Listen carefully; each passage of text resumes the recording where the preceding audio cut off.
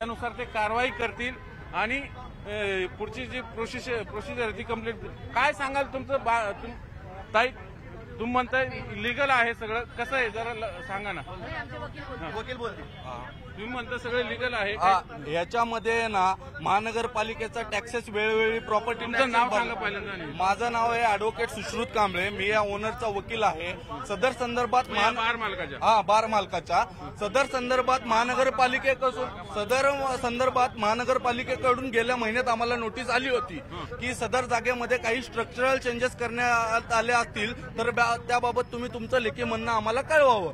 या संदर्भात आम्ही आमच्या आर्किटेक्ट तर्फे जे स्ट्रक्चरल चेंजेस केलेले आहेत त्याचा प्रस्तावित प्लॅन हा महानगरपालिकेला सादर केलेला आहे. त्याचप्रमाणे तो प्लॅन उत्पादन शुल्क विभागालाही सादर केलेला आहे.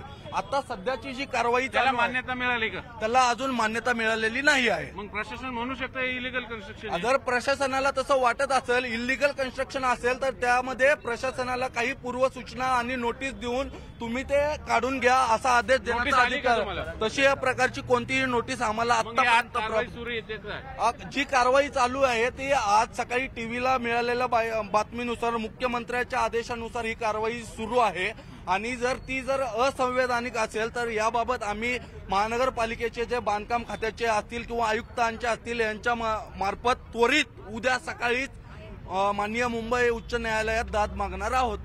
या कारवाई विरोधात तुम्ही हायकोर्टात जाणार?